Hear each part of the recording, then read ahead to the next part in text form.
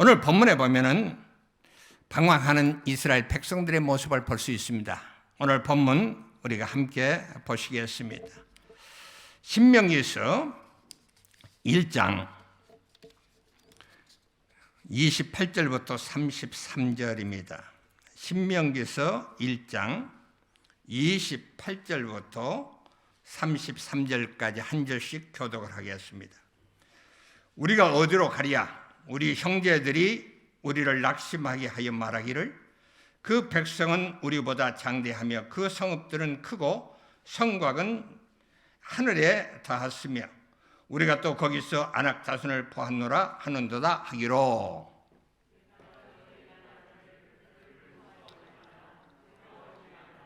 너희보다 먼저 가시는 너희의 하나님 여호와께서 애굽에서 너희를 위하여 너희 목전에서 모든 일을 행하신 것 같이 이제도 너희를 위하여 싸우실 것이며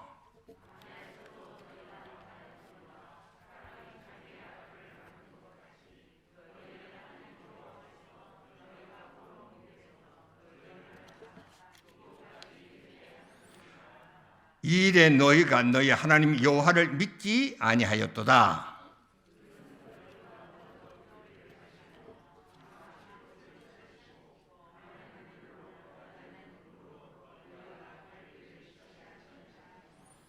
여호와께서 너희의 목소리를 들으시고 노하사 맞습니까? 34절 다 읽었습니까? 예. 오늘날 이스라엘 백성들이 세계적인 국가로 성장했습니다만은 이스라엘 백성들이 오랜 역사를 통해서 볼 때에 구약에 400년 동안 이스라엘이 애굽에 종살이했던 모습을 우리는 잘 알고 있습니다. 그 당시 세계 최강의 강대국이었습니다. 그런데 하나님의 은혜로 이 백성들이 해방이 될 수 있었습니다. 그리고 광야에 나온 지 그간 40년 동안 노예 근성을 씻어내는 작업을 했던 것을 우리는 볼 수 있습니다. 그리고 나서 이 세대들의 성장한 그들을 향해서 하나님이 약속한 젖과 꿀이 흐르는 그 땅을 가나안 땅을 주기로 한 그곳에 가까이 다가갔습니다. 출애굽은 지 40년 11월 1일에 하나님의 사람 모세가 사해 남쪽의 아라바 광야에서 새로운 2세대들에게 제1세대 출애굽한 이스라엘 백성들에게 시내산 밑에서 가르쳤던 그 말씀을 다시 재강론한 것이 신명기서인 것입니다. 본문의 말씀을 보면은 모세가 40년 전에 12지파 대표들을 뽑아가지고서 가나안 땅을 청탐하게 했던 그 이야기를 하게 하는 것을 볼 수 있습니다. 이스라엘 백성들이 그렇게 고대했던 가나안 땅이었습니다. 이제 가나안 땅에 들어가기만 하면은 장밋빛 인생이 펼쳐지리라고 생각을 했던 것입니다. 그런데 여기에 정탐꾼들의 이야기를 듣고 그들은 낙심하게 되었습니다. 억압, 고통, 그것에 해방됐던 이스라엘 백성들, 이제는 좋은 일만 있을 것이라 생각했었는데 도착하려는 가나안 땅에 자기들 힘으로는 도저히 어찌할 수 없는 엄청난 일이 기다리고 있는 것을 발견하게 되었습니다. 그래서 낙심하게 된 것입니다. 28절에 보면 우리가 어디로 가랴? 우리 형제들이 우리를 낙심케 하여 말하기를 그 백성은 우리보다 장대하며 그 성읍은 크고 성곽은 하늘에 닿았으며 우리가 또 거기서 안악자손을 보았노라 하는도다 하기로. 이스라엘 백성들은 말합니다. 우리가 어디로 가야 해? 지금까지 40여 년 동안 이곳에 왔는데 자 이제는 어디로 해방되고 이제 나왔는데 우리가 지금 어디로 가야 해? 그들은 낙심했다고 합니다. 그래서 그들은 가슴이 녹아내렸습니다. 이때 하나님께서 모세를 통해서 이 백성들에게 주시는 말씀이 있습니다. 29절입니다. 내가 너에게 말하기를 그들을 무서워 말라, 두려워 말라. 그때 이스라엘 백성들은 하나님의 그 크신 놀라운 위로의 말씀에 얼마나 안도하고 감사했을 것인가 하는 것입니다. 하나님께서 이스라엘 백성에게 말씀하신 것처럼 하나님은 오늘도 여러분과 저에게 말씀하십니다. 사랑하는 아들, 딸들아, 두려워하지 말라. 걱정하지 마. 내가 너와 함께 할 거야. 하나님의 말씀이신 것입니다. 사실 2022년도 아무도 가보지 않았습니다. 아무도 그 걸음을 걷지 않은 그곳을 이미 하나님은 다 아십니다. 하나님은 우리의 미래를 아시는 하나님이시기 때문에 그렇습니다. 그런데 우리가 어쩌면은 새로운 해를 맞이하면서 마음의 두려움, 이거 어떻게 하지? 어떻게 가야지? 하는 그러한 낙심이 드는 두려움이 있을 줄 모릅니다. 그런데 바로 그때 하나님이 말씀하십니다. 두려워하지 말라. 저는 오늘 이 본문의 말씀을 가지고서 함께 살펴보기를 원해서 아무것도 두려워 말라 하는 제목으로 하나님이 주시는 교훈을 함께 받기를 원합니다. 첫째, 우리가 두려워하지 아니할 이유가 무엇인가? 하나님이 우리를 위해 싸우시기 때문이다 하는 것입니다. 30절 읽습니다. 너희보다 먼저 가시는 너희 하나님 여호와께서 애굽에서 너희를 위하여 너희 목전에서 모든 일을 행하신 것 같이 이제도 너희를 위하여 싸우실 것이라. 당시 최강의 애굽에서 어떻게 이스라엘 백성들이 해방될 수 있었어요? 하나님이 10가지 재앙을 통해서 이스라엘 백성들 대신 싸워 주시기 때문이었습니다. 하나님께서 출애굽한 이스라엘 백성들 앞에는 홍해가 도대히 흐르고 있는데 뒤에는 애굽 백성들, 애굽 군인들이 달려오고 있는데 어떻게 이 백성들이 그곳에서 살아날 수 있었습니까? 하나님께서 홍해를 가르시고 애국 군인들을 막으시고 하나님이 싸우셨기 때문에 이스라엘 백성들이 구원을 받을 수 있었던 것입니다. 아멜렉 군과 싸웠던 전쟁 이야기를 여러분이 잘 아실 것입니다. 여호수아가 이스라엘 군인들을 데리고 나아가 전쟁을 했습니다. 모세는 높은 산에 올라가서 기도하기 시작했습니다. 손을 들고 기도하는데 힘겨우니까 손이 점점 내려오는 것입니다. 그런데 놀랍게도 하나님의 사람이 손을 들고 기도하면은 전쟁에 승리를 하고 손이 점점 내려오면은 그 전쟁이 패하는 것입니다. 그것을 본 아론과 훌이 양쪽에서 모세의 손을 계속 붙들고 격려하는 모습을 볼 수 있습니다. 그때 결국은 승리하는 놀라운 모습을 보았습니다.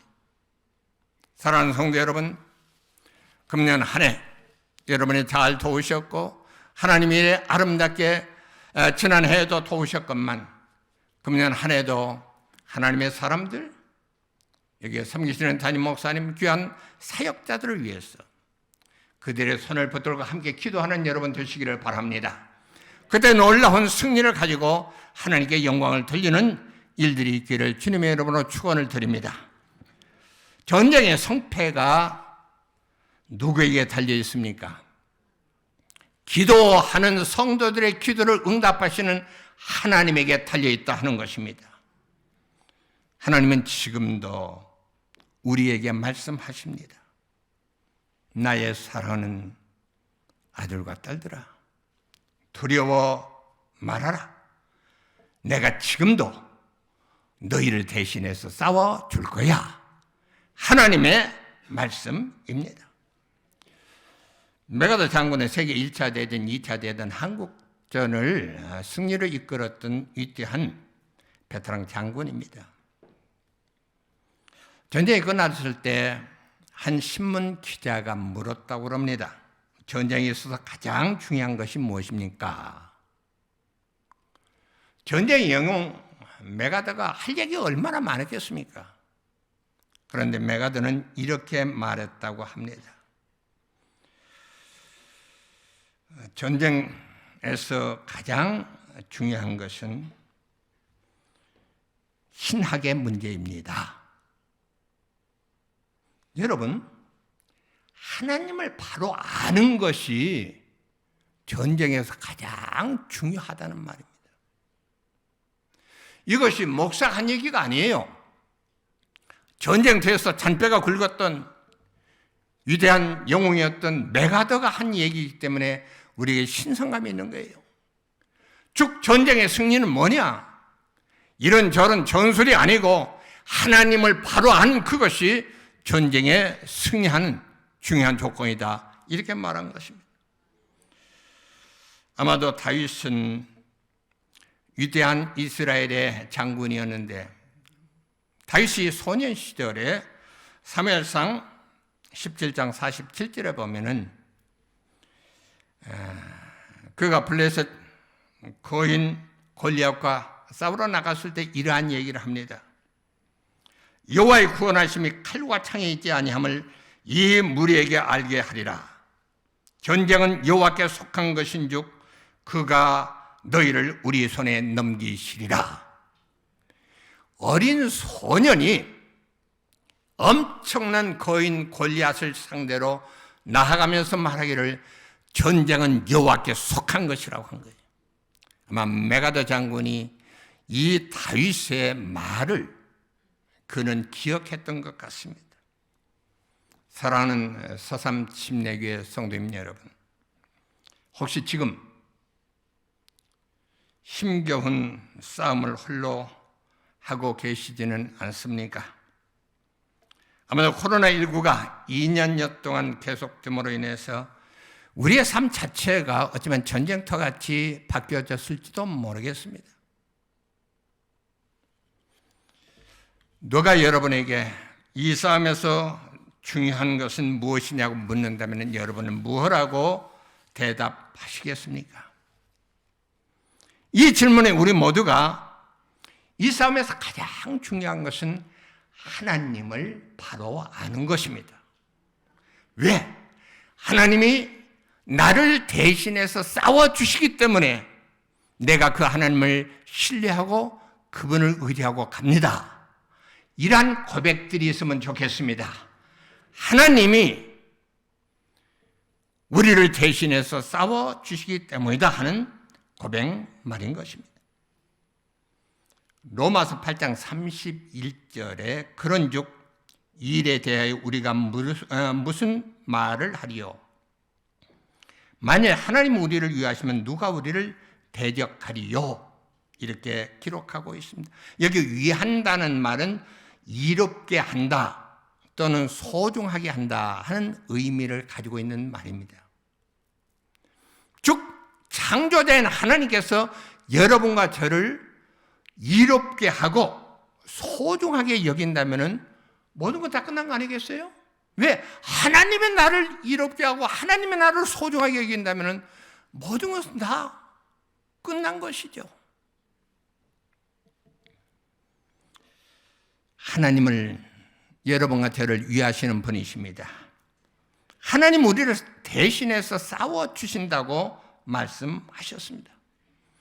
과거에 약간 사탄의 종에서 우리를 해방시켜가지고 구원받게 만들었어요.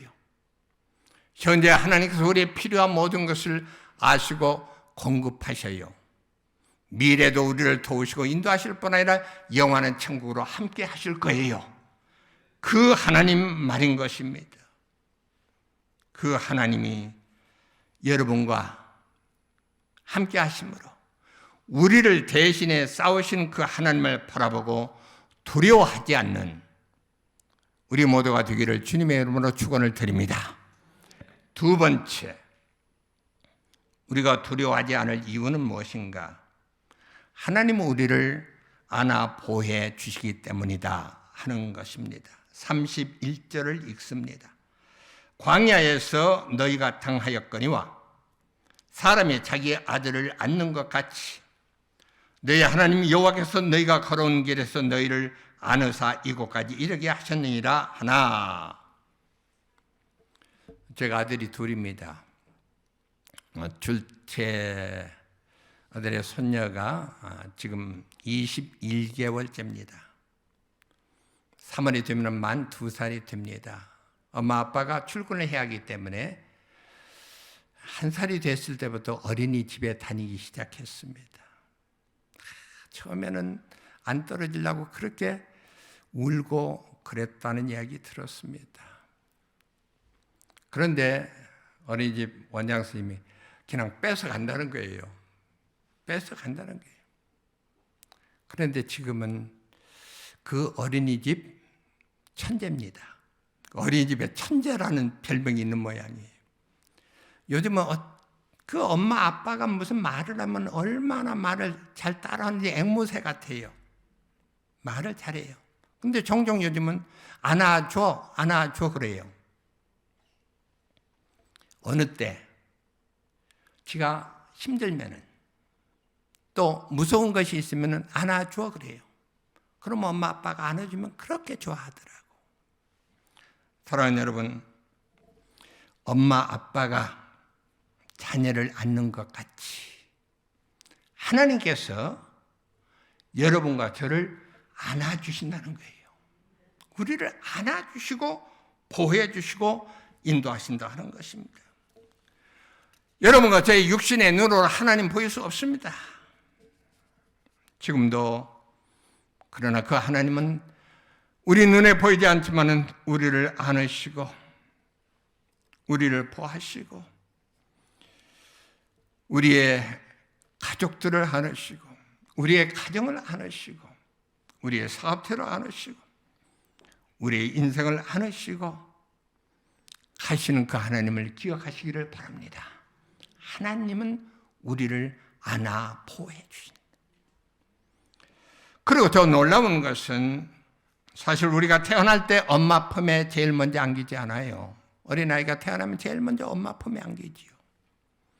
그런데 엄마 품에 안기기 전에 여러분이 누구 품에 안겨 있었는 줄 아십니까? 이사야 46장 3절에 보면은 배에서 태어남으로부터 내게 안겼고 그러면서 태에서 남으로부터 내게 업힌 너희여 이렇게 말하고 있습니다. 이스라엘 백성들 배에서 나올 때 그들 백성을 하나님이 먼저 안으셨다는 것이죠. 여러분과 저는 하나님이 태어날 때 먼저 엄마 품에 가기 전에도 먼저 하나님이 안아주셨다. 업었다. 이렇게 말씀하시고 있습니다. 사랑하는 성도 여러분, 혹시 어느 때는 나는 혼자인 것처럼 외롭고 쓸쓸하게 느낄 때가 있으신가요? 그러나 여러분 꼭 기억하시기를 바랍니다. 결코 우리는 홀로가 아니라는 사실입니다. 왜? 내 눈에 보이지 않지만은 하나님이 우리를 안아주시고 계신 거예요. 하나님이 우리를 안아주시고 계신다는 사실을 잊지 마시기를 바랍니다. 지금부터 30년 전인 1992년 스페인 바르셀로나 올림픽에서 400미 달리기가 있었습니다. 세계 신기록을 갈아치운 강력한 우승 후보가 영국의 데릭 레드몬드라고 하는 선수였습니다. 이미 예선전에서도 두각을 드러냈기 때문에 좋은 기록이었기 때문에 그 선수가 당연히 금메달을 따리라고 생각을 했었습니다. 결승전에서 총소리와 함께 선수들이 뛰어나가기 시작했습니다. 그런데 마지막 결승전 100m쯤 되었을 때에 레드몬드 선수의 이두근, 즉 허벅지 근육이 끊어져 버린 것입니다. 고통이 얼마나 심했는지 그만 달리기를 멈추고 주저앉았습니다. 경기를 망친 상황인데 그는 다시 일어나서 절뚝거리면서 달리기 시작합니다. 진행요원이 와서 말하기를 부상이 심하니 그만 뛰라고 그럽니다. 그렇지만 그는 포기하지 않고 한 걸음 한 걸음 다시 떨뚝거리면서 달리기 시작합니다. 그 광경을 바라보던 한 사람이 운동장 안으로 뛰어들었습니다. 그가 누구였는데 네드몬드 선수의 아버지였습니다. 그는 트랙에 혼자 괴롭게 뛰고 있는 아들을 그 자리에서 그냥 볼 수가 없었습니다. 그리고 내려와서 그 아들을 손을 자기의 어깨에 메고 한 손으로는 그의 허리를 껴안고 말합니다. 네드몬드, 이제 그만 뛰어도 돼. 아들이 말합니다. 아버지, 끝까지 뛰고 싶어요. 그래, 그럼 내가 결승점까지 너와 함께 갈게. 같이 뛰자. 그때 진행위원이 다시 와서 말합니다. 그만 포기하라고. 그때 아버지가 말합니다. 아니야, 결승점까지 같이 갈 거야. 그리고 아버지는 아들의 팔을 어깨에 아들의 허리를 손으로 감싸 안고 달립니다. 너무나 유명한 영상이기 때문에 이미 보신 분들도 계실 줄 압니다만은 이 시간 잠깐 당시의 영상을 보시고 말씀을 이어가도록 하겠습니다. 방송실 부탁합니다.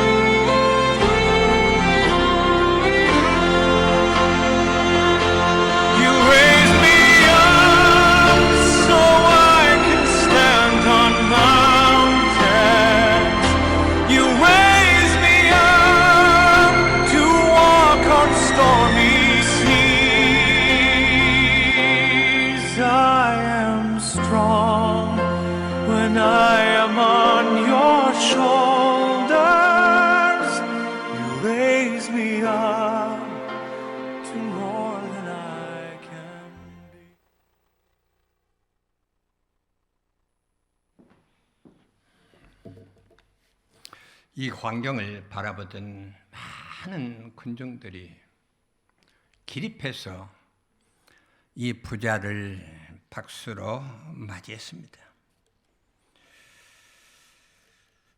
아버지의 도움을 받았기 때문에 완주의 인정을 받지는 못했지만은 1등한 선수보다 더 오래 기억되는 선수로 남았습니다.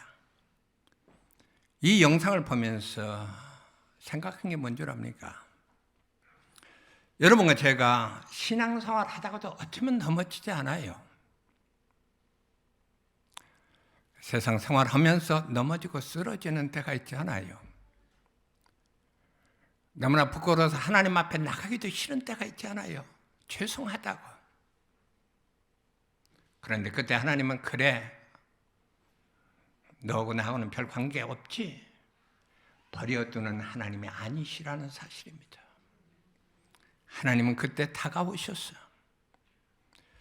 레드몬드 아버지가 달려나와서 그를 껴안고 함께 결승전까지 갔듯이 여러분과 제 생애의 결승전까지 누가? 우리 아버지가 함께 하시는 겁니다. 우리 아버지가 함께 하셔서 그 길을 가신다는 것입니다. 사랑하는 성도 여러분, 우리를 안아 보호하시는 하나님이 계신다는 사실은 우리에게 큰 위로입니다. 큰 힘입니다. 우리는 그분과 함께 혹 넘어질지라도 그분은 우리를 버리지 않습니다. 우리를 안아주시는 분입니다. 같이 결승전까지 달려나갈 수 있는 우리 모두 되기를 주님의 이름으로 축원을 드립니다. 마지막 세 번째 말씀 드립니다. 우리가 두려워하지 않을 이유는 무엇인가? 하나님이 우리를 인도하시기 때문인 것입니다. 33절 읽습니다. 그는 즉 하나님은 너희보다 먼저 그 길을 가시며 장막 칠 곳을 찾으시고 밤에는 불로 낮에는 구름으로 너희 갈 길을 지시하시는 자이시라. 당시 광야는 낮 온도가 섭씨 52도 정도는 나갔을 것이라고 학자들은 말하고 있습니다. 사람이 도저히 살 수 없는 곳입니다. 52도면 죽지요. 그런데 밤이 되면 또 영하로 내려간다고 그럽니다. 그러니 그 광야에서 사람이 살 수 없는 것입니다. 그때 하나님께서 그들을 어떻게 인도하셨어요? 낮에는 시원하게 구름 기둥으로 그들을 감쌌습니다.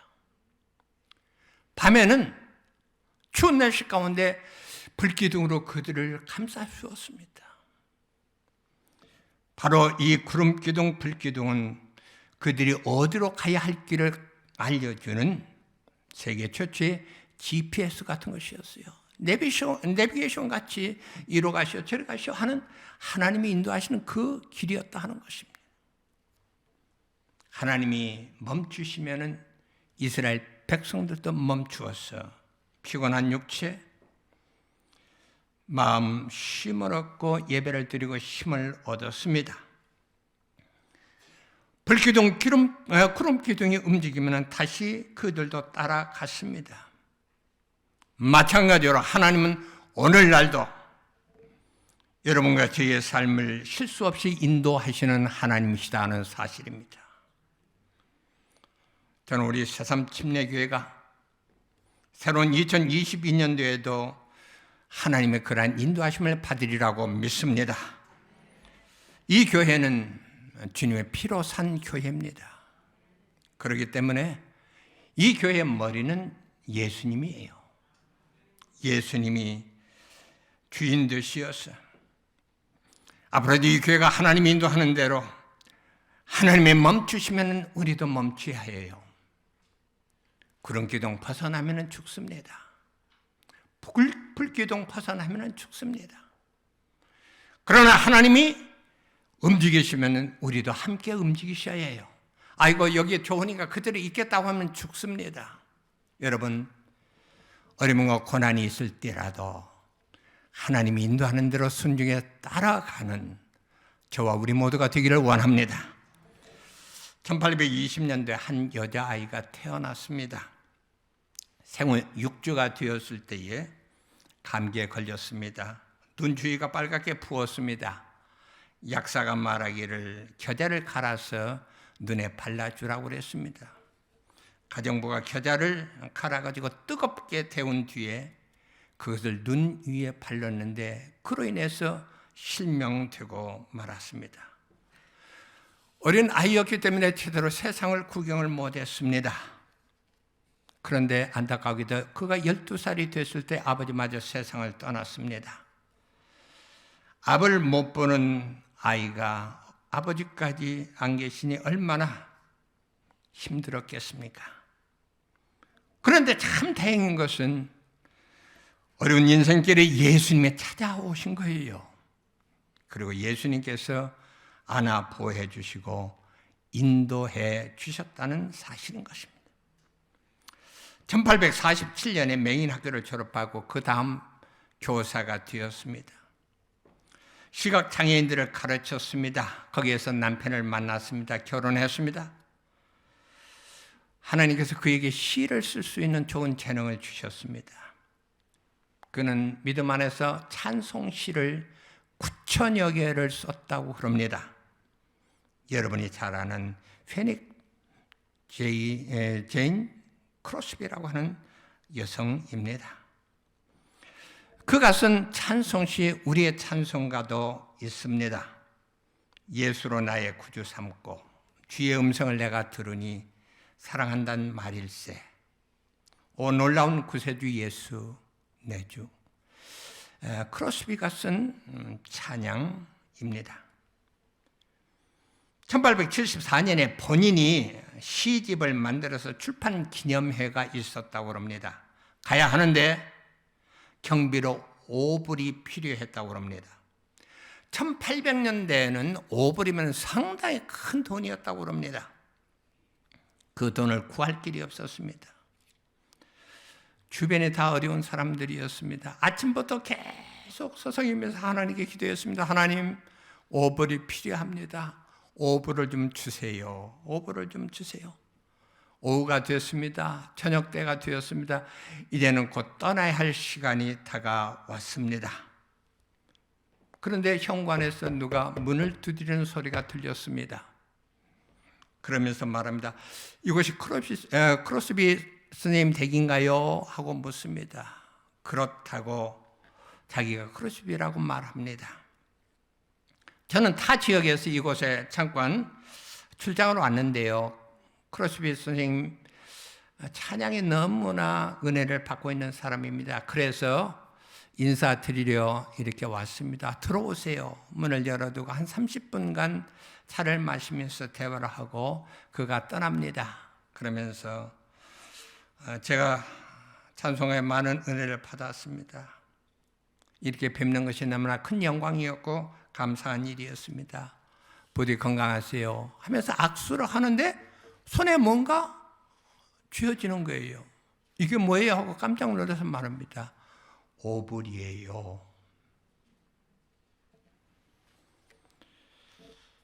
그때 크로스비가 그러한 고백을 했습니다. 마치 하나님께서 그녀의 손에 직접 주어주신 것 같았다라고 말했습니다. 그래서 그때의 그 간증을 바탕으로 쓴 찬송가가 384장 나의 갈 길 다가도록 예수 인도하시네 하는 그 찬송가라고 합니다. 나의 갈 길 다가도록 예수 인도하시니 내 주 안에 있는 궁율 어찌 의심하리요. 믿음으로 사는 자는 하늘 위로 받겠네.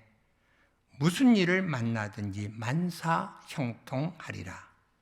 무슨 일을 만나든지 만사 형통하리라. 그렇습니다.